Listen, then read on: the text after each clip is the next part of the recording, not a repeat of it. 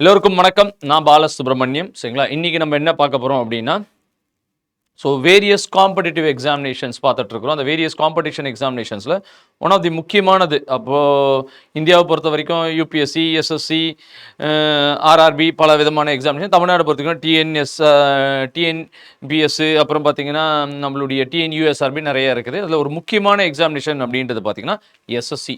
எஸ்எஸ்சியுடைய top most என்ன அப்படின்றது பார்த்தீங்கன்னா சிஜிஎல் அப்படின்றத சொல்கிறாங்க. அந்த நோட்டிஃபிகேஷன் ரீசெண்டாக எஸ்எஸ்சி ரிலீஸ் பண்ணியிருக்கு. இப்போ SSC group C and group B and group C, சரிங்களா? குரூப் பி மற்றும் சி இதுக்கான ஆள். அப்போ குரூப் ஏ, அதாவது குரூப் 1 கேட்டகரி அப்படின்னும் போது யூபிஎஸ்சி எடுக்கும். பி அண்ட் சியை பார்த்தீங்க அப்படின்னா எஸ்எஸ்சி எடுக்குது அப்படின்றது நம்ம எல்லாருக்குமே தெரியும். அந்த பிசியில் பார்த்தீங்க அப்படின்னா டாப் மோஸ்ட் சிஜிஎல் அப்படின்றது சொல்லக்கூடிய நோட்டிஃபிகேஷன் ரீசெண்டாக வந்திருக்கு. Combine graduate level. தமிழ்நாட்டில் இருக்கக்கூடிய எல்லாருக்கும் இது ஒரு முக்கியமான ஒரு இன்ஃபர்மேஷன். அதாவது கம்பைன் கிராஜுவேட் லெவல் இன்ஸ்பெக்டர் இல்லை அசிஸ்டன்ட் செக்ஷன் ஆஃபீஸர், இந்த கிரேடில் இருக்கக்கூடிய போஸ்ட் எல்லாமே எஸ்எஸ்சி கண்டக்ட் பண்ணக்கூடியது. சரி, எப்போ சார் இந்த ஆன்லைன் நோட்டிஃபிகேஷன் வந்துச்சு அப்படின்றத பார்த்தீங்கன்னா 9, சரிங்களா? 9/6 ஜூன் மாதம் 9ஆம் தேதி 2025 எப்போக்குள்ளே நீங்கள் அப்ளை பண்ணணும் அப்படின்றத பார்த்தீங்க அப்படின்னா 4/7. ஜூலை மாதம் 4ஆம் தேதி 2025 ஜூலை மாதம் 4ஆம் தேதி 11 மணி, இரவு 11 மணிக்குள்ள நீங்க அப்ளை பண்ணிடணும். ஃபீஸ்க்கு மட்டும் ஒரு நாள் எக்ஸ்டெண்ட் கொடுத்துருக்காங்க. 5ஆம் தேதிக்குள்ள நீங்க ஃபீஸ் பே பண்ணணும். நல்லா முக்கியமானதை பார்த்துக்கோங்க. 9ஆம் தேதி அது ஆரம்பிச்சாச்சு. இன்னைக்கு தேதி நிறையவே தாண்டி வந்தாச்சு, சரிங்களா? என்னைக்கு கடைசி டேட் அப்படின்றது முக்கியமானது. 4ஆம் தேதி. அவ்வளோ நாள் வரைக்கும் வெயிட் பண்ண வேண்டாம். கண்டிப்பாக தமிழ்நாட்டில் இருக்கிற மாணவர்கள் நீங்க இதுக்கு அப்ளை பண்ணுங்க. ரொம்ப பெரிய கஷ்டமான எக்ஸாம்ஸ்லாம் இல்லை. டிஎன்பிஎஸ்சின்னு போயிட்டு இருக்கிறத விட்டு சென்ட்ரல் கவர்மெண்ட் எக்ஸாம்ஸ்க்கும் போங்க. சென்ட்ரல் கவர்மெண்ட் எக்ஸாம்ஸும் ஈஸியான எக்ஸாம் தான்.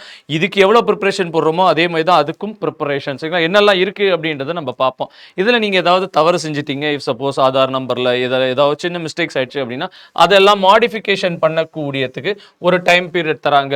9ஆம் தேதியிலேருந்து 11ஆம் தேதிக்குள்ள நீங்க அந்த மாடிஃபிகேஷன்ஸ் எல்லாம் பண்ணிடணும், சரிங்களா? Window for application for correction. ஏதாவது தவறுகள் பண்றீங்க அப்படின்னா அதையே நம்ம இதுக்குள்ள பண்ணிடணும். இந்த எக்ஸாம் ஜென்ரலா பாத்தீங்க அப்படின்னா 2 டயர்ல நடக்குது. டயர் 1, டயர் 2 அப்படின்றத சொல்றாங்க, சரிங்களா? நமக்கு எப்படி ப்ரிலிம்ஸ், மெயின்ஸ் அப்படின்னு சொல்றோமோ அதே மாதிரி இவங்களும் டயர் 1, டயர் 2 அப்படின்றத சொல்றாங்க. டயர் 1 தேதி கரெக்டாக கொடுத்துட்டாங்க, சரிங்களா? 13 ஆகஸ்ட்லேருந்து 30 ஆகஸ்ட் எல்லாமே கம்ப்யூட்டர் பேஸ்ட் அப்படின்றதுனால ஒரு நாளைக்கு ஒருத்தங்களுக்கு ஒரு டேட்ல வரும், சரிங்களா? 13 ஆகஸ்ட்லேருந்து 30 ஆகஸ்ட்டுக்குள்ள tier 1 computer based test tier 1, சரிங்களா? டயர் 2 உடைய டீட்டெயில் இன்னும் கொடுக்கல. கரெக்டாக டிசம்பர் டென்டேட்டிவாக கொடுத்துருக்காங்க. டிசம்பருக்குள்ள இருக்கும். உங்களுக்கு ஏதாவது இதில் டவுட் வேணும் அப்படின்னா அவங்க ஒரு டோல் ஃப்ரீ நம்பர் கொடுத்துருக்காங்க. இந்த நம்பரை கூட நீங்கள் கான்டாக்ட் பண்ணிக்கலாம், சரிங்களா? 1800309303 அப்படின்றது. இதில் நம்ம முக்கியமாக பார்க்க வேண்டியது நம்மளுடைய லாஸ்ட் டேட் என்ன அப்படின்னா 4th ஜூலை அப்படின்றத நல்லா ஞாபகம் வச்சுக்கோங்க. 4th ஜூலை 2025 11 மணிக்குள்ள நம்ம அப்ளை பண்ணியே ஆகணும், சரிங்களா? இதுதான் பேசிக்கா. நோட்டிஃபிகேஷன் வந்திருக்கு. சிஜிஎல் அசிஸ்டன்ட் செக்ஷன் ஆஃபீஸர் மற்றும் இன்ஸ்பெக்டர் ஆஃப் இன்கம் டேக்ஸ், சரிங்களா? Indirect tax. இந்த மாதிரியான ஒரு போஸ்ட்டுக்கெல்லாம் இவங்க டென்டேட்டிவா கொடுத்துருக்காங்க, சரிங்களா? இவங்க என்ன சொல்லியிருக்காங்கன்னா பெண்கள் கண்டிப்பாக அப்ளை பண்ணுங்க. தமிழ்நாட்டில் இருக்க பெண்கள் கூட நீங்கள் கண்டிப்பாக அப்ளை பண்ணியே ஆகணும் அப்படின்றத தெரிஞ்சுக்கோங்க. சாஃப்ட் செலெக்ஷன் கமிஷன் எதுக்கு சார் எடுக்கிறாங்க? ஏற்கனவே நம்ம பார்த்துறோம். குரூப் பி, குரூப் சி அதுக்காக எடுக்கக்கூடிய ஒரு போஸ்ட் தான். ஜென்ரலாக இது குரூப் பி கார்டு தான். சிஜிஎல் அப்படின்னும் போது நல்ல ஒரு டாப் போஸ்ட், நல்ல ஒரு பவர்ஃபுல் போஸ்ட்லாம் இதில் இருக்குது அப்படின்றத தெரிஞ்சு வச்சுக்கோங்க, சரிங்களா? அதுக்கான ஒரு ரெக்ரூட்மெண்ட். என்னென்ன போஸ்ட் இருக்குது அடுத்தது கொடுத்துருக்காங்க. ஃபர்ஸ்ட் என்ன அப்படின்றத பாருங்க. லெவல் 7. லெவல் 7 அப்போ இருக்கிறதுல ஒன் ஆஃப் தி ஹையஸ்ட். எவ்வளோ சார் சம்பளம்னா குறைஞ்சபட்சம் பேசிக் பார்த்தீங்கன்னா 44,900 ரூபாய், அதாவது 45,000 ரூபாயிலேருந்து 1,42,000 ரூபாய் வரைக்கும் போகக்கூடிய ஒரு பேசிக் பே. அதில் இருக்கக்கூடிய போஸ்டிங்லாம் என்ன அப்படின்ற பாருங்க. அசிஸ்டன்ட் செக்ஷன் ஆஃபீஸர் ஏஎஸ்ஓ அப்படின்னு சொல்றாங்க. அசிஸ்டன்ட் செக்ஷன் ஆஃபீஸர் எங்க சார்? செக்ரட்டரியேட்ல, சரிங்களா? பாராளுமன்றத்தில், சரிங்களா? குரூப் பி அதுக்கான ஏஜ் லிமிட் எவ்வளோனா 20 to 30 இயர்ஸ் அப்படின்னு கொடுத்துருக்காங்க. Assistant section officer 20 to 30. Assistant section officer intelligence bureau, சரிங்களா? ஐபி. இது ஒரு பவர்ஃபுல்லான பாடி, சரிங்களா? நாட்டில் என்னென்ன நடக்குது, எங்கெங்க எது நடக்குது, எல்லா இன்ஃபர்மேஷன்ஸும் இவங்களுக்கு நிறைய மோஸ்ட் ஆஃப் தி இன்ஃபர்மேஷன் தெரியும். நம்மளுடைய தமிழ்நாடு செக்ரட்டரியேட் மாதிரி சென்ட்ரல் கவர்மெண்ட்டுடைய செக்ரட்டரியேட் பார்லிமெண்ட் அதில் இருக்கக்கூடிய அசிஸ்டன்ட் செக்ஷன் ஆஃபீஸர், இன்டெலிஜென்ஸ் பியூரோவுடைய section officer, group B category 18லேருந்து 30 வயசில் இருக்கவங்களாம் இதுக்கு அப்ளை பண்ணலாம். அதே மாதிரி ஏஎஸ்ஓ மினிஸ்ட்ரி ஆஃப் ரயில்வேக்கான ஒரு செக்ஷன் ஆஃபீஸர், சரிங்களா? எக்ஸ்டர்னல் அஃபேர்ஸ், சரிங்களா? வெளியுறவுத்துறை அமைச்சர் அதுக்கான ஏஎஸ்ஓ சரிங்களா, குரூப் பி தான் அதுவும். 20 to 30 எல்லாமே சம்பளம் எவ்வளோனா 44,900 ரூபாய், 45,000 ஸ்டார்டிங்லேயே வருது சரிங்களா. Assistant section officer, AFHQ office assistant section officer, ministry of electronics, இந்த மாதிரி எல்லா விதமான அசிஸ்டன்ட் செக்ஷன் ஆஃபீஸர். ஸோ நிறைய செக்ஷன் ஆஃபீஸர் இருக்குது, ஆனால் இதெல்லாம் மட்டும்தான் உங்களுக்கு லெவல் 7ல் வருது. அதோட ரொம்ப பிரைமானது சரிங்களா, central board for direct tax. So income tax உடைய இன்ஸ்பெக்டர் சரிங்களா, குரூப் சியில் வருது. 18 to 30 இயர்ஸ் ஏஜ், நல்லா நோட் பண்ணிக்கோங்க. அதே மாதிரி inspector central excise, so indirect tax டிபார்ட்மெண்ட்டில் வருது. குரூப் பியில் 18 to 30 சரிங்களா. இது எல்லாமே ஒரே சம்பளம் தான் சரிங்களா, 44,900 ரூபாய். இன்ஸ்பெக்டர் ப்ரிவென்டிவ், அதாவது என்ஃபோர்ஸ்மெண்ட் டைரக்டருக்கு, assistant enforcement officer, inspector examiner, இந்த மாதிரி நிறைய துறைகள் இருக்குது சரிங்களா. ஸோ சப் இன்ஸ்பெக்டர் சிபிஐயில் சரிங்களா, இன்டெலிஜென்ஸ் பியூரோ எப்படியோ அதே மாதிரி சிபிஐன்னு ஒரு துறை இருக்குது சரிங்களா, காவல்துறை சென்ட்ரல் கவர்மெண்ட்டோடது, அதில் சப் இன்ஸ்பெக்டர் சரிங்களா. இன்ஸ்பெக்டர் போஸ்ட் ஆஃபீஸ்க்கு சரிங்களா. இன்ஸ்பெக்டர் பியூரோ ஆஃப் நார்காட்டிக்ஸ் சரிங்களா, நார்காட்டிக்ஸ் டிபார்ட்மெண்ட் கீழே வருது சரிங்களா. செக்ஷன் ஹெட் ஃபாரின் ட்ரேட், இந்த எல்லாமே பார்த்தீங்க அப்படின்னா லெவல் 7ல் வருது. அதே மாதிரி என்னெல்லாம் சார் வருது அப்படின்னா level 6 assistant section officer. So நம்ம அங்கே பார்க்காத பாக்கி எல்லா துறையும் அசிஸ்டன்ட் செக்ஷன் ஆஃபீஸர் லெவல் 6ல் வருது. ஸோ அப்போ சம்பளம் எவ்வளோ சார் அப்படின்னா 35,400லேருந்து 1,12,400 ரூபா வரைக்கும் வருது. குரூப் பி தான் 18லேருந்து 30 வயசு. Assistant, executive assistant, indirect tax, அந்த டைரக்ட் டேக்ஸ் அதெல்லாம் வருது சரிங்களா. ரிசர்ச் அசிஸ்டன்ட் ஹியூமன் ரைட்ஸ் கமிஷனில் சரிங்களா. Divisional accountant, audit and accounts சரிங்களா, comptroller and audit and accounts அந்த டிபார்ட்மெண்ட்டில். Sub inspector national investigation agency NIA, இதுவும் வந்து ஒரு முக்கியமான ஒரு துறை, அதில் சப் இன்ஸ்பெக்டர். அதே மாதிரி நார்காட்டிக்ஸ் கண்ட்ரோல் பியூரோ, அதுலேயும் சப் இன்ஸ்பெக்டர் போஸ்ட். இந்த மாதிரி போஸ்ட் எல்லாம் லெவல் 6ல் வருது. பே பார்த்தீங்கன்னா 35,000, பேசிக் பார்த்தீங்கன்னா 35,400ல் வருது அப்படின்றத தெரிஞ்சுக்கோங்க. ஸோ பல போஸ்டிங்ஸ் இதுமே வருதுங்க. Junior statistics office, statistical investigator office, office of superintendent. So இந்த மாதிரி பல போஸ்ட் எல்லாம் லெவல் 6ல் வருது. அடுத்தது லெவல் 5. ஸோ லெவல் 5ல் பார்த்தீங்கன்னா ஆடிட்டர்ஸ் தான் வராங்க. மெயினாக ஆடிட்டர்ஸில் எங்கே சார் அப்படின்னா காம்ப்ட்ரோலர், ஆடிட்டர் ஜெனரல், இல்லைனா டிஃபென்ஸ் அக்கௌண்ட்ஸில், இல்லை அதர் டிபார்ட்மெண்ட்டில் இருக்கக்கூடிய ஆடிட்டர்ஸ் சரிங்களா, இல்லை accounts department, controller general of accounts, இதெல்லாம் ஆடிட்டர் அண்ட் அக்கௌண்ட்ஸு. இவங்களுடைய சம்பளம் பார்த்தீங்கன்னா 29,200லேருந்து 92,300 வரைக்கும் வருது. ஏஜ் பாருங்கள் 18 to 27, இவங்கெல்லாம் லெவல் 5. ஸோ லெவல் 4 அப்படின்னு ஒன்று கொடுத்துருக்காங்க. 25,500லேருந்து 81,100. ஸோ போஸ்ட் டிபார்ட்மெண்ட் போஸ்ட்டில் போஸ்டல் அசிஸ்டன்ட்டு சரிங்களா, senior secretariat assistant, senior administrative assistant, tax assistant, sub inspector, என்னென்னா சென்ட்ரல் பியூரோ ஆஃப் நார்கட்டிக்ஸ், இந்த மாதிரி துறையெல்லாம் வருது. ஸோ ஜென்ரலாக இவங்களுடைய சம்பளம் வந்து 25,500லேருந்து 81,100, இந்த மாதிரியான பலவிதமான போஸ்ட்டு ரிலீஸ் பண்ணியிருக்காங்க. நம்மளுடைய எஸ்எஸ்சி டிபார்ட்மெண்ட், எஸ்எஸ்சிலேருந்து வந்திருக்கு அப்படின்றத தெரிஞ்சுக்கோங்க. இவங்க என்ன சொல்கிறாங்க அப்படின்றத பாருங்கள். ஒரு சில முக்கியமான கருத்துக்கள்லாம் சொல்லியிருக்காங்க. என்ன சார்னா, மெரிட் பேசிஸில் தான் நாங்கள் வேலைக்கு ஆளை எடுக்கிறோம் அப்படின்றத சொல்லியிருக்காங்க சரிங்களா. ஸோ எந்த விதமான இதுவும் கிடையாது. நீங்கள் தான் போஸ்ட்டுடைய ப்ரிஃபரன்ஸ் கொடுக்கணும். அப்போ மெரிட் பேஸ் தான், எதுவும் காசு கொடுத்து அதெல்லாம் எதுவுமே கிடையாது. Post preference. அப்போ இத்தனை துறை இருக்குது, நீங்கள் ப்ரிஃபரன்ஸ் கொடுக்கணும். அந்த ப்ரிஃபரன்ஸ் படித்தான் உங்களை எடுப்பாங்க அப்படின்றது முக்கியமான. ஸோ நீங்கள் தான் எனக்கு இந்த போஸ்ட்டு அப்ளை பண்ணும்போது இந்த போஸ்ட்டு ஃபஸ்ட்டு ப்ரிஃபரன்ஸ், எனக்கு வந்து அசிஸ்டன்ட் செக்ஷன் ஆஃபீஸர் சென்ட்ரல் செக்ரட்டரியேட்டில் வேணும். இல்லை சார் நான் தமிழ்நாட்டில் இருக்கிறேன், நான் எப்படி சார் அங்கே போய் வேலை பார்ப்பேன்? அப்போ நான் என்ன அப்ளை பண்ணுறேன்னா, நான் வந்து இன்கம் டேக்ஸ் ஆஃபீஸர் இன்ஸ்பெக்டர் ஆகணும் அப்படின்ற மாதிரி, அதுதான் என்னுடைய ஃபஸ்ட்டு ப்ரிஃபரன்ஸ் அப்படின்னு. இப்போ நீங்கள் உங்களுடைய ப்ரிஃபரன்ஸை சொல்கிறீங்க. அந்த ப்ரிஃபரன்ஸின் படி உங்களுக்கு முதல்ல வேகன்சி இருந்தால் கொடுப்பாங்க. அது நீங்கள் செலக்ட் பண்ணும்போது நீங்கள் இன்னொன்றையும் செலக்ட் பண்ணிக்கணும். என்ன சார் அப்படின்னா, நீங்கள் அதுக்கு physically குவாலிஃபைடா.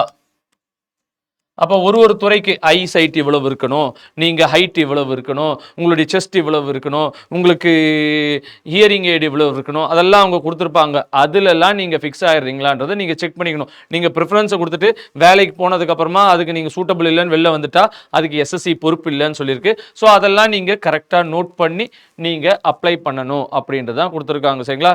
Preference of post when and where required, அப்போ அதெல்லாம் நீங்கள் கரெக்டாக பார்த்துக்கணும். லைக் என்ன அப்படின்னா, இன்ஸ்பெக்டர் எதில் sir, central exercise, examiner, preventive office, inspector, sub inspector எதில் சார், நார்காட்டிக்ஸில் சரிங்களா, சப் இன்ஸ்பெக்டர், ஜூனியர் இன்டெலிஜென்ஸ் சரிங்களா, சென்ட்ரல் கண்ட்ரோல் ஆஃப் பியூரோ அதில் இருக்கிறது, இந்த மாதிரி சிபிஐயில். இதுக்கெல்லாம் வந்து ஃபிசிக்கல் ஸ்டாண்டர்ட்ஸ் இருக்குது. மெடிக்கல் ஸ்டாண்டர்ட்ஸ் இருக்குது, அதை நீங்கள் கரெக்டாக சூட் பண்ணி போயிடணும். அதில் நீங்கள் சூட் ஆகாமல் நீங்கள் போயிட்டீங்கன்னா எஸ்எஸ்சி பொறுப்பு ஏற்றுக்காது. ஏன் அப்படின்னா இவங்க இங்கே பண்ணி இவங்களை அங்கே கொண்டு போய் விட்டுருவாங்க. நீங்கள் சூஸ் பண்ண அவங்க தான் போய் மெடிக்கல்லாம் டெஸ்ட் பண்ண போகிறாங்க. அங்கே நீங்கள் போய் இல்லை சார்னு சொல்லிட்டு ரிட்டர்ன் வந்தால் எஸ்எஸ்சி பொறுப்பு இல்லை அப்படின்றதான் சொல்கிறாங்க. ஸோ நீங்கள் இங்கேயே அதோடைய ஃபிசிக்கல் ஸ்டாண்டர்ட்ஸ்லாம் என்ன அப்படின்றத பார்த்துக்கோங்க அப்படின்றதான் சொல்கிறாங்க. சரிங்களா? அதே மாதிரி டிஃப்ரெண்ட்லி டிசேபிள்டு பீப்புளுக்கும் அவங்க ஒரு இது கொடுத்துருக்காங்க. இதெல்லாம் யார் பார்க்குறாங்க, எவ்வளோ பொறுப்பு, யாருக்கு என்ன வேகன்சி வரணும், அது வந்துருச்சா இல்லையான்றது எஸ்எஸ்சியோடது இல்லை. அந்த டிபார்ட்மெண்ட்கிட்டேருந்து வாங்கி எக்ஸாமை கண்டக்ட் பண்ணி கொண்டு போய் கொடுக்கறதோட எங்கள் வேலை முடிஞ்சது. அதெல்லாம் வேறு வேறு டிபார்ட்மெண்ட் தான் பார்க்குது அப்படின்றத கொடுத்துருக்காங்க. இதெல்லாம் நமக்கு ரொம்ப முக்கியம் இல்லை. பட் யார் யாரெல்லாம் டிஃப்ரெண்ட்லி ஏபிள்டோ அவங்க இதெல்லாம் பார்த்துப்பாங்க. சரிங்களா? சரிங்களா? இப்போ அடுத்தது முக்கியமானதுன்னா வேகன்சிஸ் எவ்வளவு. ஸோ இதுதான் த மோஸ்ட் இம்பார்ட்டன்ட். என்ன அப்படின்னா 14,582 வேகன்சி. ஆனால் அவங்க ஜோன் வைஸ், அப்போ இதில் என்ன சார்னா north, central, western, Karnataka, south, east, central western அப்படின்னு பல ஜோன்ஸ் இருக்குது. இந்த மாதிரி ஜோன் வைஸில் இவங்க பிரிக்கலை. ஸோ அந்த ஜோன் வைஸில் பிரிக்க வேண்டியதுலாம் நீங்கள் போய் பார்த்துக்கோங்க அப்படின்ற மாதிரி இவங்க எஸ்எஸ்சி சொல்லிட்டாங்க. ஸோ ஜோன் வைஸ் பிரிக்கல. மொத்தமாக எவ்வளோ வேகன்சி அப்படின்னா 14,582. ரொம்ப பெரிய வேகன்சி. சரிங்களா? இந்த வேகன்சியை ஜோன் வைஸ் இவங்க பிரிக்கலை அப்படின்றதையும் கொடுத்துட்டாங்க. அதை நம்ம லேட்டராக அவங்க கொடுத்து எல்லாம் நமக்கு முடிச்சு வைப்பாங்க. சரிங்களா? எவ்வளோ எஸ்சி, எவ்வளோ பிசிக்கு, எவ்வளோ எஸ்டிக்கு, அதெல்லாம் அவங்க லேட்டராக கொடுப்பேன் அப்படின்றத சொல்லியிருக்காங்க. சரிங்களா? அடுத்தது யார் யார் எலிஜிபிள் சார் அப்படின்னா சிட்டிசன்ஸ் ஆஃப் இந்தியா தான் எலிஜிபிள். அப்போ அதுலேயே நேபாள், பூட்டான், அவங்க பாகிஸ்தானில் போயிட்டு ரிட்டர்ன் வந்தவங்க அதெல்லாம். சரிங்களா? ஒரு சில அதே மாதிரி பார்த்தீங்கன்னா பார்டர் ரோடு ஆர்கனைசேஷன், அது எங்கேயுமே இங்கே வேகன்சி இல்லை. ஜென்ரலாக இருந்துச்சு அப்படின்னா மேல் மட்டும்தான் குவாலிஃபைட் அப்படின்றத சொல்கிறான். அதே மாதிரி ஏஜில் பார்த்தீங்கன்னா 18 to 27, 20 to 30, 18 to 30, 18 to 32 கொடுத்துருக்காங்க. அவங்களுடைய பர்த் டேட் எப்போ, அப்போ எதுக்குள்ளே பிறந்திருக்கணும், எதுக்கு அப்புறம் பிறந்திருக்கணும் அப்படின்னு சொல்கிறாங்க. சரிங்களா? இதுக்கு அதாவது 1998 2 சரிங்களா ஆகஸ்ட். ஸோ 02/8/1998 முன்னாடி சரிங்களா should not have born earlier அப்படின்றத கொடுத்துட்டாங்க. 2007 அப்புறமா பிறந்திருக்கக்கூடாது. அதுதான் இந்த டேட்டோட. அதே மாதிரி 20 to 30னா 95, அதே தான் 2ஆம் தேதி சரிங்களா ஆகஸ்ட் மாதம் 95 அப்புறமா பிறந்திருக்கணும். சரிங்களா? நாட் earlier, அப்போ அதுவும் இன்க்ளூடட். சரிங்களா? லேட்டர் அந்த 1/8 அப்புறமா பிறந்திருக்கும். அப்போ ரெண்டு டேட்டுமே இன்க்ளூடட். 18 to 30 அப்படின்னா இங்கே 95, இங்கே 2007, இங்கே 2005, இங்கே 2007. சரிங்களா? இதே 18 32 அப்படின்னு பார்த்தீங்கன்னா 93 2007. இதெல்லாம் உங்களுக்கு தெரிஞ்சு வச்சிருக்கணும். சரிங்களா? ஸோ இதுதான் உங்களுக்கு ஏஜ். நீங்கள் எதுக்குள்ளே பிறந்திருக்கீங்க, நீங்கள் இந்த ஏஜுக்கு அப்புறமா பிறந்திருக்கீங்களா இல்லையா. இதில் எல்லாத்துலேயுமே இஃப் சப்போஸ் யாராவது ஒருத்தவங்க வந்து 96 பிறந்திருக்காங்க அப்படின்னா அவங்க இதுக்கு எலிஜிபிள் ஆக மாட்டாங்க. சரிங்களா? ஸோ அந்த மாதிரி நீங்கள் எந்த ஏஜில் பிறந்திருக்கீங்க அப்படின்றத பொறுத்து அந்த ஏஜ்க்கான போஸ்டிங்கை நீங்கள் சூஸ் பண்ணிக்கலாம். அப்போ நீங்கள் ப்ரிஃபரன்ஸ்லேயும் அதுக்கேற்ற மாதிரி நீங்கள் சூஸ் பண்ணிக்கணும். சரிங்களா? இப்போ இந்த ஏஜ்லலாம் இது வந்து என்ன சார்னா ஜென்ரல் கேட்டகரிக்கு. ஆனால் எஸ்சி எஸ்டியாக இருந்தீங்கன்னா அந்த ஏஜ்லேருந்து உங்களுக்கு 5 years ரிலாக்ஸேஷன். பிசியாக இருந்தீங்கன்னா 3 years ரிலாக்ஸேஷன். டிஃப்ரெண்ட்லி ஏபிள்டாக இருக்கீங்க அப்படின்னா 10 years ரிலாக்ஸேஷன் கொடுத்துருக்காங்க. ஸோ இந்த கேட்டகரிக்கு மட்டும் இல்லை சார், இன்னும் நிறைய கேட்டகரிக்கு ரிலாக்ஸேஷன் இருக்காங்க. அந்த டிஃப்ரெண்ட்லி ஏபிள்லேயே பிசியாக இருந்தீங்க, எஸ்சியாக இருந்தீங்க, இல்லை எக்ஸ் சர்வீஸ் மேனாக இருக்கீங்க அப்படின்னா உங்களுக்கு எங்கெங்கே என்னென்ன எவ்வளோ வருஷம் உங்களுக்கு ரிலாக்ஸேஷன். டிஃபென்ஸ் எக்ஸ் சர்வீஸ் மேனுக்கு 3 years. சரிங்களா? ஒரு சில இடத்துக்கு 8 years வரைக்கும் கொடுத்துருக்காங்க. சரிங்களா? ஸோ அந்த மாதிரி இந்த சென்ட்ரல் கவர்மெண்ட் எம்ப்ளாயியாக இருந்திருக்கீங்க, ஆனால் இது பண்ணிட்டீங்க, ரிசைன் பண்ணிட்டு வந்துட்டீங்க, குரூப் சி போஸ்ட்டில் இருந்தீங்க அப்படின்னா 40 years. சரிங்களா? அதுலேயே எஸ்சி எஸ்டியில் இருந்தீங்கன்னா 45 years வரைக்கும். விடோ டைவர்ஸ்டு அந்த மாதிரி கேட்டகரியில் இருந்தீங்கன்னா 35 years வரைக்கும். சரிங்களா? விடோ டைவர்ஸ்டு அதெல்லாம் எஸ்சி எஸ்டியில் இருந்தீங்கன்னா 40 years வரைக்கும். அப்போ இந்த மாதிரி உங்களுக்கு ரிலாக்ஸேஷன்ஸ்லாம் நிறைய கொடுத்துருக்காங்க. சரிங்களா? ஸோ டேட் ஆஃப் பர்த்தை பொறுத்த வரைக்கும் எதை சார் அவங்க இது பண்ணுவாங்க அப்படின்னா உங்கள் ஸ்கூல் சர்டிஃபிகேட் தான். சரிங்களா? மெட்ரிகுலேஷன் இல்லை செகண்டரியில் இருக்கக்கூடிய உங்களுடைய ஸ்கூல் சர்டிஃபிகேட்டை தான் அவங்க டேட் ஆஃப் பர்த்துக்கு எடுத்துக்குவாங்க. வேறு எதையும் அவங்க ஜென்ரலாக வந்து டேட் ஆஃப் பர்த்துக்கு எடுத்துக்கிறது கிடையாது அப்படின்றதையும் தெரிஞ்சு வச்சுக்கோங்க. சரிங்களா? ஸோ ஏற்கனவே நீங்கள் எக்ஸ் சர்வீஸ் மேனாக இருந்துட்டு ஒரு தடவை பண்ணிட்டு நீங்கள் இன்னொரு தடவை நீங்கள் வந்து இதில் ப்ரிஃபரன்ஸ் பண்ணி வாங்கணும் அப்படின்னு நினச்சிங்கன்னா அந்த ப்ரிஃபரன்ஸ் எல்லாம் இவங்க கொடுக்கறது இல்லை. அது எக்ஸ் சர்வீஸ் மேனுக்கான ஒரு டீட்டெயில் தான். சரிங்களா? யார் யாரெல்லாம் எக்ஸ் சர்வீஸ் மேனோ அவங்க தான் யார் யார் எக்ஸ் சர்வீஸ் மேனு, அதில் நீங்கள் எதுக்குள்ளே வரலாம். சரிங்களா? ஆர்மி பர்சனில் யார் யார் எதில் வருவீங்க, அதை பற்றிலாம் எந்தெந்த இதில் இருக்கவங்களாம் வராங்க அப்படின்றத பற்றி அவங்க டீட்டெயில்டாக இங்கே கொடுத்துருக்காங்க. சரிங்களா?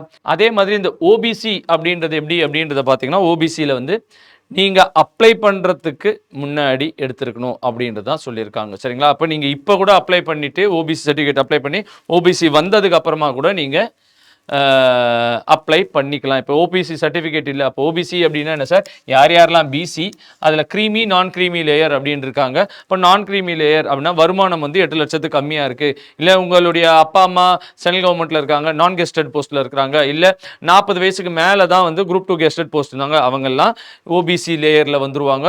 ஸோ நீங்கள் போய் ஓபிசி இல்லை அப்ளை பண்ணிக்க முடியும் அப்படின்றத தெரிஞ்சு வச்சுக்கோங்க. சரிங்களா, இதெல்லாம் தான் இங்கே டீட்டெயில்டாக கொடுத்துருக்காங்க. அடுத்தது என்ன சார் அப்படின்னா, யார் யாரெல்லாம் டிஃப்ரெண்ட்லி ஏபிள்டோ அவங்களுக்கு ஸ்கிரைப் வேணும் அப்படின்னா நீங்கள் ஸ்கிரைப் வச்சு அப்ளை பண்ணிக்கலாம். அந்த ஸ்கிரைபுக்கு என்னெல்லாம் க்ரைட்டீரியாஸ் இருக்குது, யார் அப்ளை பண்ணலாம், ஒரு கண்ணு தெரியுது ஒரு கண்ணு தெரியல, இந்த மாதிரி டிஃப்ரெண்ட் செக்ஷன்ஸ்லாம் இருக்குது, அவங்களுக்கு என்னெல்லாம் க்ரைட்டீரியா அப்படின்றது தான் கொடுத்துருக்காங்க.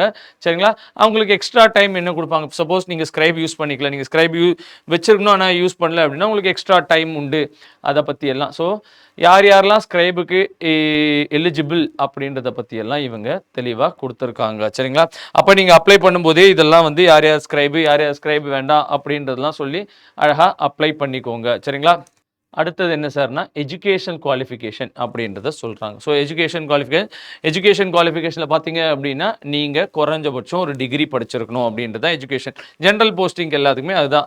ஸோ இதில் ஒரு சில போஸ்டிங், அப்போ ஜூனியர் ஸ்டாட்டிஸ்டிக்கல் ஆஃபீஸர் அப்படின்ற ஒரு போஸ்டிங்குள்ளே போகிறீங்க அப்படின்னா அப்போ என்ன சொல்லியிருக்காங்க அப்படின்றத பார்த்தீங்கன்னா ஒரு பேச்சுலர் டிகிரி இருக்கணும். சரிங்களா, 60% மார்க் மேக்ஸில் இருக்கணும், 12th 60% மார்க் எடுத்துருக்கணும். இல்லை அப்படின்னா பேச்சுலர் டிகிரியில் ஸ்டாட்டிஸ்டிக்ஸை ஒரு சப்ஜெக்டாக வச்சு நீங்கள் படிச்சிருக்கணும் அப்படின்றத சொல்லியிருக்காங்க. ஸோ 2 ஆப்ஷன் யாருக்கு சார், ஜூனியர் ஸ்டாட்டிஸ்டிக்ஸ் ஆஃபீஸர் அப்படின்றத பார்த்தீங்க அப்படின்னா ஸ்டாட்டிஸ்டிக்கல் இன்வெஸ்டிகேட்டர் கிரேட் 2 அப்படின்ற ஒரு போஸ்ட் இருக்குது. சரிங்களா, அதுக்கு என்ன சார் அப்படின்றத பார்த்தீங்கன்னா நீங்கள் பேச்சுலர் டிகிரியில் ஸ்டாட்டிஸ்டிக்ஸை ஒரு சப்ஜெக்டாக எடுத்து படிச்சிருக்கணும். சரிங்களா, ஸ்டாட்டிஸ்டிக் டிகிரி லெவலில் பார்ட் 1 பார்ட் 2 பார்ட் 3 ஆர் 6 செமஸ்டர்ஸில் ஆஃப் 3 இயர்ஸில் வந்து உங்களுக்கு ஸ்டாட்டிஸ்டிக்ஸ் அப்படின்றது முக்கியம். அப்போ ஸ்டாட்டிஸ்டிக்கல் இன்வெஸ்டிகேஷன் இதில் வந்து நீங்கள் ஸ்டாட்டிஸ்டிக்ஸ் நிறையா படிச்சிருக்கணும் அப்படின்றத சொல்கிறாங்க.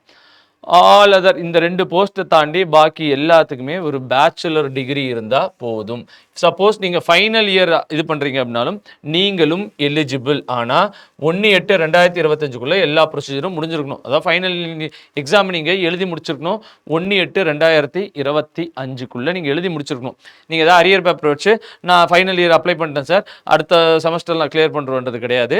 சரிங்களா, ஸோ அதைத்தான் இங்கே இவங்க கொடுத்துருக்காங்க. சரிங்களா, ஸோ இது யார் யார் எலிஜிபிள், என்னென்ன காலேஜ் டிஸ்டன்ஸில் படிச்சிருந்தாலும் எலிஜிபிள், ரெகுலரில் போய் படிச்சிருந்தாலும் எலிஜிபிள், அதெல்லாம் இங்கே டீட்டெயில்டாக. ஆனால் யூஜிசியில் உங்களுக்கு அது அப்ரூவ்டான ஒரு காலேஜாக இருக்கணும், அதுதான் இங்கே கொடுத்துருக்காங்க. சரிங்களா, இதுதான் உங்களுக்கு education qualification. How to apply, இது ஒரு முக்கியமான ஒரு சார், எப்படி சார் அப்ளை பண்ணலாம் அப்படின்னா இவங்களுடைய வெப்சைட் இருக்குது சார். சரிங்களா, எஸ்எஸ்சி இந்த வெப்சைட்டில் எல்லாம் இல்லை அப்படின்னா SSC app, my SSC mobile app இருக்குது, இதில் எதில் வேணாலும் நீங்கள் அப்ளை பண்ணியிருக்கலாம். அப்ளை பண்ணுறதுக்கு நீங்கள் 1 டைம் ரெஜிஸ்ட்ரேஷன் பண்ணியிருக்கணும். சரிங்களா, ப்ரிஃபரபிளி 1 டைம் ரெஜிஸ்ட்ரேஷன் எதோட சார் அப்படின்னா ஆதார் கார்டோட வச்சு பண்ணியிருக்கணும். சரிங்களா, ஆதார் இல்லாமல் பண்ண முடியுமா அப்படின்னா ஆதார் இல்லாமையும் பண்ண முடியும். ஆதார் வச்சு பண்ணியிருந்தீங்க அப்படின்னா 1 டைம் ரெஜிஸ்ட்ரேஷன் பக்காவாக இருந்திருக்கும். சரிங்களா, ஸோ அதுக்கு உங்களுக்கு ஒரு வெப்சைட் இருந்திருக்கணும், ஒரு மொபைல் நம்பர் இருக்கணும், இதெல்லாம் ஒரு பேசிக் க்ரைட்டீரியா இவங்க கொடுத்துருக்கிறதுக்கு. சரிங்களா, ஃபோட்டோகிராஃபு, வெப்சைட்டு, அது இது, இந்த ஃபோட்டோகிராஃப் எப்படி இருக்கணும். சரிங்களா, ஸோ கேப் போட்டுட்டு கண்ணாடி போட்டுக்கிட்டு முகம் பாதி தெரியாமல் அந்த மாதிரிலாம் இருக்கக்கூடாது, கிளியராக இருக்கணும். சரிங்களா, கண்ணை மூடி இருக்கக்கூடாது. சரிங்களா, பல கண்டிஷன்ஸ்லாம் கொடுத்துருக்காங்க. ஆதார் பேஸ்டில் ஆத்தென்டிகேஷன் ப்ராசஸ் அதுதான் பெஸ்ட்டாக இருக்கும். அது இல்லாமையும் இருக்கலாம். அந்த ஃபோட்டோ என்ன சைஸில் இருக்குன்னா ரெகுலராக எல்லா எக்ஸாம்ஸ்லையும் கொடுக்குறதா, சிக்னேச்சர் என்ன, ஃபோட்டோ என்ன, அது என்ன, இது என்ன, இதெல்லாம் கொடுத்துருக்காங்க. சரிங்களா, இதுதான் நீங்கள் அப்ளிகேஷனை பொறுத்த வரைக்கும் 2 இடத்துல, ஒன்று எஸ்எஸ்சி இல்லைனா உங்களுடைய மொபைல் ஆப்பில் நீங்கள் பண்ணிக்க முடியும். அதுக்கு நீங்கள் ஃபோட்டோ வச்சுருக்கணும், அதை வச்சுருக்கணும், இதை வச்சுக்கணும், இதெல்லாம் அவங்க கொடுத்துருக்காங்க. அதெல்லாம் வச்சு ஓடிஆர் 1 டைம் ரெஜிஸ்ட்ரேஷனை பேஸ் பண்ணி நீங்கள் பண்ணிக்கலாம். இப்போ அடுத்தது என்ன சொல்கிறாங்க அப்படின்னா அப்ளிகேஷன் ஃபீஸ். அப்போ எவ்வளோ சார் அப்படின்னா 100 ரூபா. எல்லாருக்கும் கிடையாது சார். சரிங்களா, woman candidates, SC ST, differently abled இவங்களுக்குலாம் கிடையாது. பாக்கி பேருக்கு எல்லாருக்குமே 100 rupees அப்படின்றத சொல்லியிருக்காங்க. சரிங்களா, நீங்கள் அதை எப்படி வேணாலும் பே பண்ணலாம். நெட் பேங்கிங், யூபிஐ, அது இதுன்ட்டு இவங்க பல மெத்தட்ஸ் கொடுத்துருக்காங்க. ஸோ லாஸ்ட் வந்து என்ன அப்படின்னா 5/7. ஸோ 4/7 முடியுது, 5/7 நீங்கள் அப்ளை பண்ணிக்கலாம். சரிங்களா, 5/7 நீங்கள் 5/7 நீங்கள் ஃபுல் ஃபீஸ், அந்த ஃபீஸை பே பண்ணியிருக்கணும். இல்லை அப்படின்னா உங்களோடது எலிஜிபிளாக இருக்காது, இன்கம்ப்ளீட்டுன்னு சொல்லி முடிஞ்சிடும் அது. சரிங்களா? ஸோ ஃபீஸ் பே பண்ணியே ஆகணும் அப்படின்றத சொல்லியிருக்காங்க. சரிங்களா? அதுக்கப்புறம் அந்த கரெக்ஷனுக்கு ஒரு 3 நாள் உங்களுக்கு டைம் கொடுத்துருக்காங்க. சரிங்களா? கரெக்ஷன் பண்ணுறதுக்கு உங்களுக்கு ஒரு 3 டேஸ், அதாவது 9/7/2025 ஏதாவது சின்னதாக மிஸ்டேக் பண்ணிட்டீங்க அப்படின்னா அது 9/7லேருந்து 11/7க்குள்ளே நீங்கள் இதையே பண்ணியே ஆகணும். ஸோ அந்த கரெக்ஷன் பண்ணுறதுக்கெல்லாம் நீங்கள் வந்து காசு கட்டியே ஆகணும். காசு கட்டல அப்படின்னா அதையும் உங்களுக்கு, ஸோ நீங்கள் முடிஞ்ச வரைக்கும் கரெக்டாக பண்ணிவிடுங்க. அப்புறம் எக்ஸாமினேஷன் சென்டர் அப்படின்றத சொல்கிறான். ஸோ எக்ஸாமினேஷன் சென்டரை பொறுத்த வரைக்கும் நமக்கு என்ன அப்படின்னா பல விதமானது இருக்குது sir. Central zone, eastern zone, அதெல்லாம் நீங்கள் போகிறதில்ல. நம்ம போகிறது சதர்ன் ஜோன் தான். சரிங்களா? கர்நாடகா கூட தனியாக ஒரு ஜோன் கொடுத்துருக்காங்க, அதெல்லாம் நமக்கு தேவையில்லை. நம்ம போகிறது சதர்ன் ஜோன். இப்போ சதர்ன் ஜோனில் யார் சார் இருக்காங்க? ஆந்திரா, பாண்டிச்சேரி, தமிழ்நாடு, தெலுங்கானா. ஸோ நம்ம போகிறது ஜென்ரலாக பாண்டிச்சேரினா பாண்டிச்சேரி, இல்லைனா சென்னையுடைய நம்பர் 8201, கோயம்புத்தூருடைய நம்பர் 8202, மதுரை 8204, சேலம் 8205, திருச்சிராப்பள்ளி 6, திருநெல்வேலி 7, வேலூர் 8. இதெல்லாம் தான் தமிழ்நாடுல இருக்கக்கூடிய ஒரு சில ஜோன். சரிங்களா? தமிழ்நாட்டில் தான் அவங்களுடைய ரீஜனல் ஆஃபீஸு இருக்குது. சரிங்களா? ஸோ இதெல்லாம் தமிழ்நாடு சம்மந்தப்பட்ட ரீஜனல். அப்போ நீங்கள் எந்த ஜோனில் இருக்கீங்க, தமிழ்நாட்டில் எங்கே இருக்கீங்க, பக்கத்தில் உங்களுக்கு எங்கே வருதோ அந்த ஜோனை நீங்கள் கண்டிப்பாக சூஸ் பண்ணிக்கலாம். சரிங்களா? இங்கே தான் நீங்கள் எக்ஸாமும் எழுத போகிறீங்க. சரிங்களா? ஸோ அதில் ஒரு ஜோன் மட்டும் இல்லை, 2-3 ஜோன் நீங்கள் கொடுத்துக்கலாம். ஸோ இப்போ சென்னையில் இருக்கீங்கன்னா சென்னை, வேலூர் அப்படின்ட்டு ஒரு 2-3 ஜோனை நீங்கள் கொடுத்துக்கலாம். சரிங்களா? இந்த எக்ஸாம் எப்படி சார் நடக்கும்? அடுத்த கொஸ்டின். ஸோ எக்ஸாம் எப்படி நடக்குது அப்படின்றத பார்த்தீங்கன்னா 2 டயர். சரிங்களா? Tier 1, tier 2. சரிங்களா? ஒரு சில இடத்துல அதையும் தாண்டியும் வரும். சரிங்களா? ஜென்ரல் ப்ரொசீஜர் பார்த்தீங்கன்னா டயர் 1, டயர் 2 அப்படின்றத சொல்கிறாங்க. ஸோ டயர் 1க்கு நீங்கள் ஏற்கனவே என்ன இது அப்படின்றத நம்ம பார்த்தாச்சு. ஸோ டயர் 1 நீங்கள் எழுதி முடிக்க போகிறீங்க. சரிங்களா? ஸோ டயர் 1க்கான டேட்லேருந்து எல்லாமே கொடுத்துட்டாங்க. அது எழுதி முடிச்ச உடனே கொஞ்ச நேரத்தில் உங்களுக்கு டென்டேட்டிவ் கீ கொடுத்துருவாங்க. இஃப் சப்போஸ் அந்த கீழே உங்களுக்கு ஏதாவது மாற்றம் இருக்குது அப்படின்னா நீங்கள் அந்த மாற்றத்தையும் சொல்லலாம். அதுக்கு தனி ஃபீஸ் பே பண்ணி நீங்கள் அது நான் ரீஃபண்டபிள். ஸோ உங்களுக்கு தப்புன்னு தெரிஞ்சுன்னா நான் ரீஃபண்டபிள், இது தப்பு சார் அப்படின்னு நீங்கள் ஒரு 100 rupees இன்னும் பே பண்ணிட்டீங்க அப்படின்னா அது கரெக்டோ இல்லையோ எதா இருந்தாலும் எஸ்எஸ்சி சொல்றது தான் ஃபைனல் கீ அப்படின்றத சொல்லிடுறாங்க. சரிங்களா? ஸோ டயர் 1க்கான எக்ஸாமினேஷன் பேட்டர்ன் என்ன அப்படின்றத பார்த்தீங்கன்னா, ஸோ 4 சப்ஜெக்ட் இருக்குது sir. So reasoning 1, awareness 1, maths 1, English 1. நம்ம பசங்க எல்லாம் இங்கிலீஷ்க்கு தான் பயப்படுறீங்க. இங்கிலீஷ்க்கு கொஞ்சம் டைம் பண்ணி படிச்சிங்க அப்படின்னா ஒரு 6 months வச்சு படிச்சிங்கன்னா நல்ல போஸ்டிங், நல்ல சம்பளம். சரிங்களா? ஸோ அதனால் நீங்கள் இதையே கண்டிப்பாக விட்டுறாதீங்க. சரிங்களா? ஸோ எல்லாத்துக்குமே 25 கொஸ்டின், எல்லாத்துக்குமே 50 மார்க்கு. ஸோ மொத்தமாக 1 hour கொடுக்குறாங்க நார்மல் பீப்புளுக்கு. இஃப் சப்போஸ் டிஃபரெண்ட்லி ஏபிள்டு ஸ்க்ரைபை யூஸ் பண்ணல அப்படின்னா அவங்களுக்கு 1 hour 20 minutes எக்ஸ்ட்ரா கொடுக்குறாங்க ஸ்க்ரைப் யூஸ் பண்ணாதவங்களுக்கு. சரிங்களா? ஸோ அடுத்தது டயர் 2 எக்ஸாமினேஷன். அப்போ டயர் 2 டிசம்பரில் நடக்க போகுது அப்படின்றத சொல்லிட்டாங்க. அதில் பார்த்தீங்கன்னா 2 பேப்பர் இருக்குது, பேப்பர் 1, பேப்பர் 2 அப்படின்றத சொல்லியிருக்காங்க. பேப்பர் 2 ஒரு சில பேருக்கு மட்டும்தான் வரப்போகுது. ஸ்டாட்டிஸ்டிக்ஸ் அப்படின்ற நம்ம முன்னாடி யார் யார் என்னென்ன அப்படின்றத பார்த்தோம். அந்த இதில் இருக்கிறவங்க மட்டும்தான் இந்த பேப்பர் 2 ஸ்டாட்டிஸ்டிக்ஸ் எழுத போகிறாங்க. ஸோ இதில் என்னென்னா maths, reasoning, English, general awareness. சரிங்களா? அப்புறம் பார்த்தீங்க அப்படின்னா ஒரு சில பேருக்கு computer knowledge test, data entry, speed test. அப்போ இந்த டைப்பிங் வரவங்க அதுக்கெலாம் அவங்களுக்குலாம் இந்த டெஸ்ட் வரும். ஸோ இதெல்லாம் எல்லாருக்குமே வரும் அப்படின்றது கம்பல்சரி கிடையாது அப்படின்றது தெரிஞ்சு வச்சுக்கோங்க. சரிங்களா? So maths, reasoning, English, general awareness இதெல்லாம் எல்லாருமே கம்பல்சரியாக எழுதியே ஆகணும். சரிங்களா? ஸோ அதான் அந்த டயர் 2ல யார் யாரெல்லாம் வராங்க, செக்ஷன் 1, செக்ஷன் 2 யார் யாருக்கு, செக்ஷன் 3 யார் யாருக்கு, செக்ஷன் 4 யார் யாருக்கு, யார் யார் என்னென்ன எக்ஸாம் எழுதுறீங்களோ அதை பொறுத்து. சரிங்களா? செக்ஷன் 1, 2, 3. சரிங்களா? Paper 1 will be conducted in 2 session. சரிங்களா? 2 செஷனில் இருக்குது. ஸோ செஷன் 1, செஷன் 2 அப்படின்ட்டு ஒரே நாளில் முடிஞ்சிடும் அப்படின்றத தெரிஞ்சு வச்சுக்கோங்க. சரிங்களா? செக்ஷன் 1, 2 ஹேஸ் மேத்தமெட்டிக்கல்ஸ் ஒரு பார்ட் ஏ, ரெண்டாவது பார்ட் பார்த்தீங்கன்னா இன்டெலிஜென்ஸ், ஜென்ரல் இன்டெலிஜென்ஸும் இருக்கும். அப்போ அதுக்கான டைம் அலாட்மெண்ட் எப்படி, இது மொத்தமும் பார்த்தீங்கன்னா 2 hour 15 minutesல இந்த இந்த 3 செக்ஷனும் முடிஞ்சு போயிடுது அப்படின்றத சொல்லியிருக்காங்க. சரிங்களா? அந்த 4th பேப்பர் 2 மட்டும் செப்பரேட்டாக இன்னொரு நாள் நடக்கும். சரிங்களா? எது பேப்பர் 2 செப்பரேட்டாக இன்னொரு நாள் நடக்கும் அப்படின்றதையும் கொடுத்துருக்காங்க. ஸோ இது இந்த டயர் 2 எக்ஸாமினேஷன் எப்படி இருக்கும், ஏது இருக்கும், அந்த டீட்டெயில்ஸை இங்கே கொடுத்துருக்காங்க. சரிங்களா?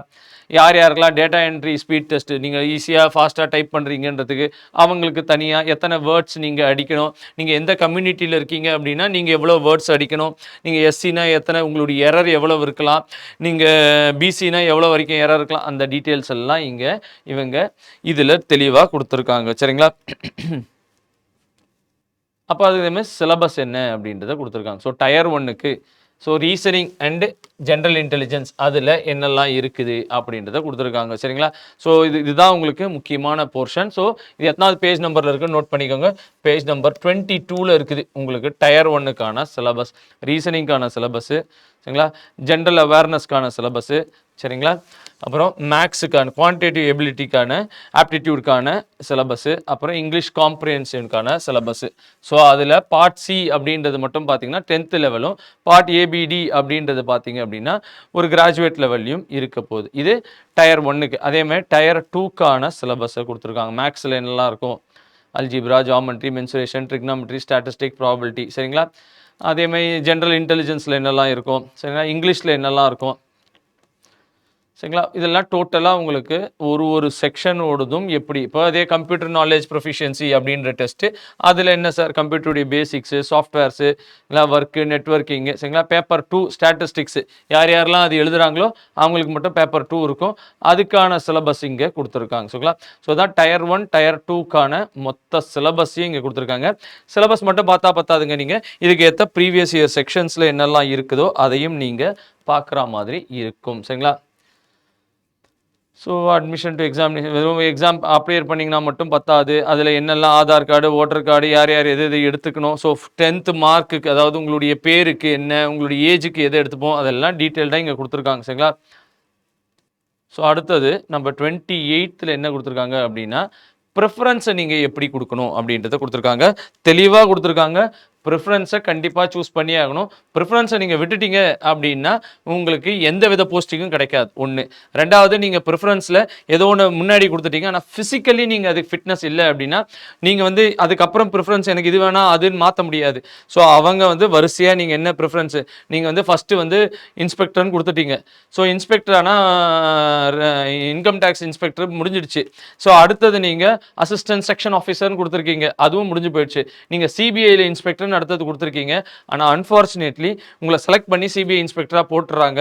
ஆனால் நீங்கள் ஹைட் இல்லை, நீங்கள் ஃபிட்னஸ் இல்லை, உங்களுடைய ஐசைட் இல்லை, அதனால உங்களை ரிஜெக்ட் பண்ணிட்டாங்க அப்படின்னா நீங்கள் வேறு போஸ்டிங்லாம் கேட்க முடியாது அப்படின்னு. அப்போ நீங்கள் இந்த போஸ்ட் ப்ரிஃபரன்ஸ் எல்லாம் நல்லா தெளிவாக பார்த்து முடிச்சு அதுக்கப்புறம் தான் நீங்கள் இந்த போஸ்ட் ப்ரிஃபரன்ஸை சூஸ் பண்ணணும் அப்படின்றதையும் நல்லா தெளிவாக தெரிஞ்சுக்கோங்க. சரிங்களா. ஸோ இதுதான் உங்களுக்கான இது மெயினான ஒரு டார்கெட். சரிங்களா. இதுதான் இவங்க கொடுத்துருக்கிறது. சரிங்களா. அந்த டைப்பிங்கில் எவ்வளோ எரர் இருக்கலாம், எவ்வளோ பர்சன்டேஜ் எரர் இருக்கலாம், அதெல்லாம் இங்கே கொடுத்துருக்காங்க. சரிங்களா. அதெல்லாம் நம்ம டைப்பிங் பண்ணும்போது அதெல்லாம் பார்த்துக்கலாம். சரிங்களா. ஸோ அந்த டைமில் நமக்கு தெளிவாக அதெல்லாம் தெரிஞ்சிடும். ஸோ இதான் ஓவராலாக பார்த்தீங்க அப்படின்னா நம்மளுடைய எஸ்எஸ்சியுடைய நோட்டிஃபிகேஷன். ஸோ கண்டிப்பாக இதில் top post, group 2 gazetted top போஸ்ட்லாம் இதில் வருது. அசிஸ்டன்ட் செக்ஷன் ஆஃபீஸர், இன்ஸ்பெக்டர் அப்படின்ட்டு, ஆடிட் அண்ட் அக்கௌண்ட்ஸ் ஆஃபீஸில், டிஃபென்ஸ் அக்கௌண்ட்ஸ் ஆஃபீஸில் பல ஆஃபீஸ், அதுவும் தமிழ்நாட்டில், சென்னையில், தமிழ்நாடு ஃபுல்லாக இருக்குது, எக்கச்சக்க டிபார்ட்மெண்ட்ஸ் இருக்குது. ஸோ கண்டிப்பாக இதை நீங்கள் அப்ளை பண்ணுங்கள். அப்ளை பண்ணி ஸோ உங்களுக்கு வரும் வராது இங்கிலீஷ் அதெல்லாம் இல்லை, அப்ளை பண்ணி விடுங்க, நம்ம அப்புறம் பார்த்துக்கலாம். நீங்கள் போய் எக்ஸாம் எழுதுனா தான் தெரியும் ஆர்ஆர்பி எப்படி இருக்குது, எஸ்எஸ்சி எப்படி இருக்குது. ஸோ டிஎன்பிசிலே இருக்கு இல்லாமல் பாக்கி எக்ஸாம்ஸும் நீங்கள் கண்டிப்பாக ட்ரை பண்ணுங்கள். கண்டிப்பாக அப்ளை பண்ணுங்கள். All the best. நன்றி, வணக்கம்.